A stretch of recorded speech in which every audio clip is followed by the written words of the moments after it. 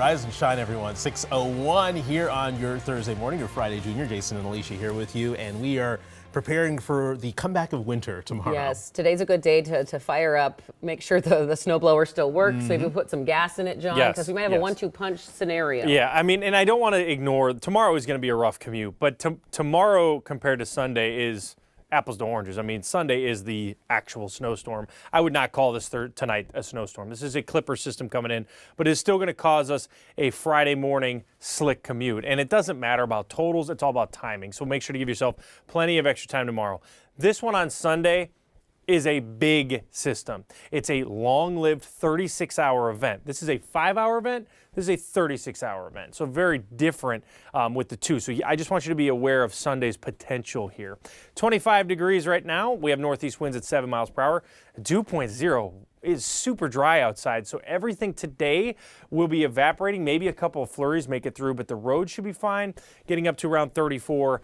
But we are seeing that yes, it looks like it's snowing, but it's evaporating. So be careful looking at your radar if you do that here today, because it's going to actually take a while. We have to track this second batch. This is the one that's actually going to accumulate. Looks pretty thin, so we're going to be tracking that all the way out through Minnesota and Wisconsin here in your forecast coming up. Of course, we'll take a look at Sunday as well. Cece.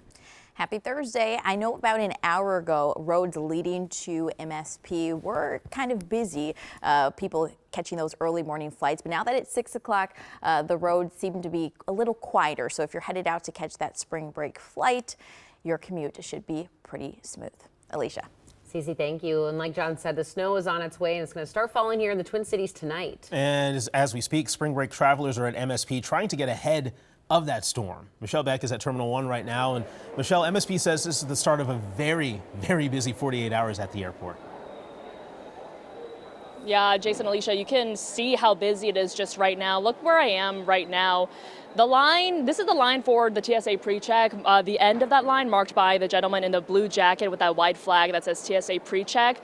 And, you know, that line, the end of the line has been hovering about where we are right now. And so surprisingly, that's long given that it is pre-check, even though officials do say it is much faster than the standard passenger line.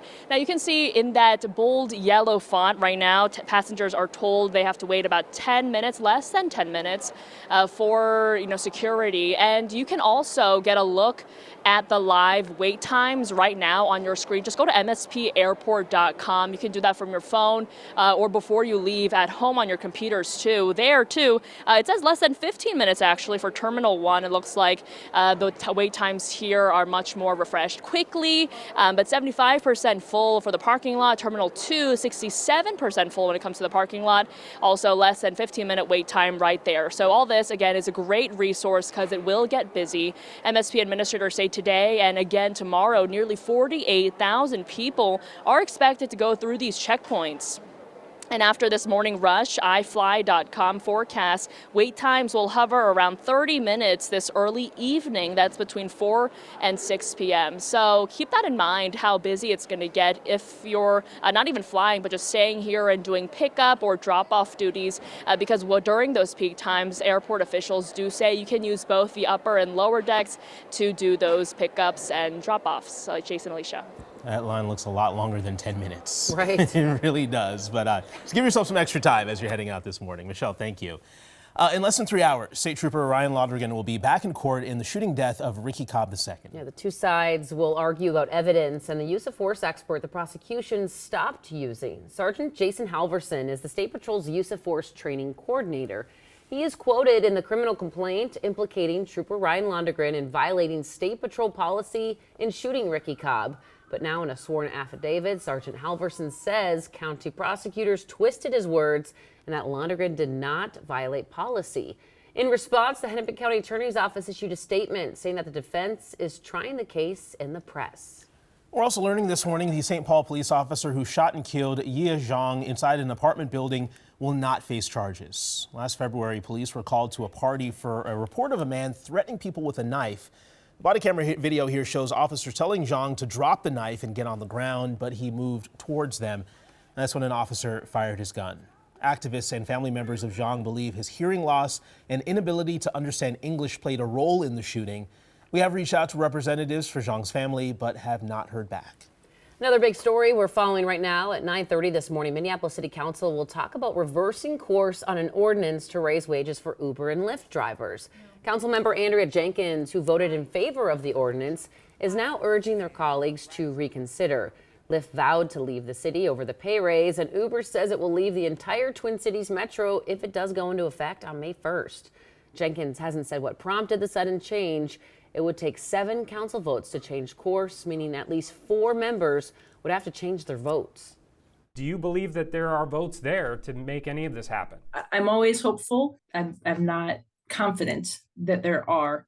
I do think 3 weeks of conversation with the state would really help us. Personally, I'd like to completely rescind this ordinance. That's City Council member Linnea Palmisano, who has voted against the ordinance from the very beginning. She says she hopes the state steps in, but also is hoping that the City Council will join in that decision. Time now 6:07 this morning. We're tracking major job cuts coming to North Memorial Health. Here's what we've learned in the last 24 hours. I'm Gordon Severson. North Memorial Health here in Robbinsdale has announced plans to cut more than 100 jobs across their system. Mental health leaders say a lot of those jobs focus on mental health services. And they're concerned because even before this, the Twin Cities was experiencing a shortage of mental health providers. NAMI Minnesota says the issue is that a lot of mental health patients pay through Medicaid, and they pay hospitals less money compared to other types of insurance. They say if nothing changes, we could see additional job cuts and clinics closing across the state. As spring break travel gets underway, gas prices this morning are higher than they've been all year. We just checked with AAA, and the national average for a gallon of regular climbs to $3.52 overnight. Analysts say recent drone attacks on Russian oil refineries are driving up those prices. They say demand usually increases as the weather warms up as well. The gas prices here in the metro also jumped in the last few hours. If you need to fill up this morning, you'll pay around $3.33. That's 6 cents more than a few days ago and 17 cents more than just last week. Right, 6:08.